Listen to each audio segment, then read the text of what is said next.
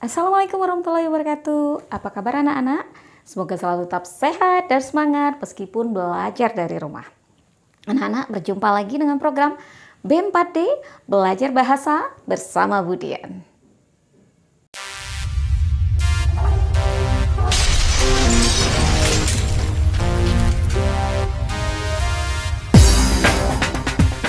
Anak-anak, apakah pernah kalian menulis surat baik untuk orang tua maupun teman kalian? Ya, jika kalian menjawab tidak pernah, karena cukup wajar. Saat ini dengan era internet, surat menyurat itu kurang dikenal oleh anak-anak. Karena kalian lebih akrab dengan WA, kalian akrab dengan Telegram, Instagram, dan sebagainya. Namun tetap bahasan kita hari ini adalah berkorespondensi dengan surat pribadi dan surat dinas. Jadi bahasan kita hari ini dan tujuan pembelajaran kita hari ini adalah yang pertama, kalian bisa mengenali ciri-ciri surat pribadi. Yang kedua, kalian bisa mengenali ciri-ciri surat dinas.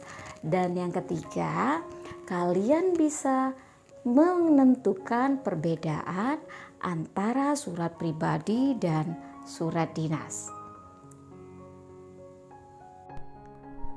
Apa itu surat pribadi? Surat pribadi adalah surat yang dikirimkan dari seseorang kepada orang lainnya dengan tujuan pribadi.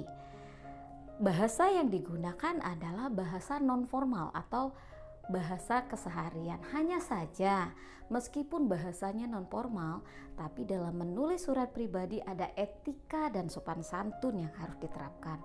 Terutama jika surat pribadi itu diajukan kepada orang yang lebih tua. Jadi dalam surat pribadi sekali lagi menggunakan bahasa non-formal. Yang kedua, isinya adalah untuk kepentingan pribadi. Nah, lalu bagaimana bentuk atau struktur dari surat pribadi?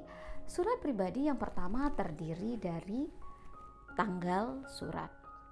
Yang kedua, terdiri dari alamat surat. Yang ketiga, terdapat salam pembuka. Kemudian paragraf pembuka, paragraf isi, paragraf penutup, serta nama dan tanda tangan si pengirim. Lalu, bagaimana dengan surat dinas? Ya, surat dinas adalah surat yang dikirimkan dari satu lembaga ke lembaga lainnya dengan tujuan atau isinya mengenai kedinasan atau resmi. Selain itu, bahasa yang digunakan dalam surat dinas adalah bahasa formal atau bahasa baku. Dan dalam penulisannya juga ada aturan yang mengatur untuk penulisan surat dinas. Nah, lalu apa saja yang terdapat dalam surat dinas? Bagian yang ada dalam surat dinas. Yang pertama, kepala surat. Yang kedua, tanggal surat. Yang ketiga, nomor surat, lampiran surat, dan perihal surat. Yang keempat, alamat surat. Yang kelima, pembuka. Yang keenam, isi surat. Yang ketujuh, bagian penutup. Dan yang terakhir adalah nama dan tanda tangan. Nah, dari dua paparan tadi mengenai surat pribadi dan surat dinas, apa perbedaan yang kalian dapatkan? Ya, yang pertama adalah bahasa. Bahasa yang digunakan dalam surat dinas dan surat pribadi tentu saja berbeda. Kalau surat pribadi bahasanya non-formal, kalau surat dinas bahasanya bahasa formal. Yang kedua, isinya.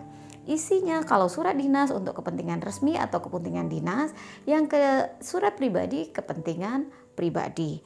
Yang ketiga, pengirim dan tujuannya.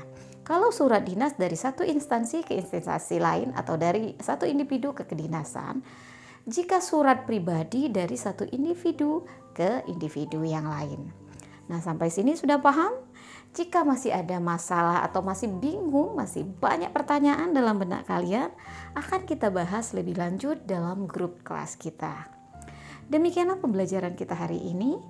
Tetap semangat dan selalu jaga kesehatan. Ingat selalu terapkan 3M, memakai masker, menjaga jarak, dan mencuci tangan. Ibu akhiri dengan ucapan billahi taufik wal hidayah. Wassalamualaikum warahmatullahi wabarakatuh.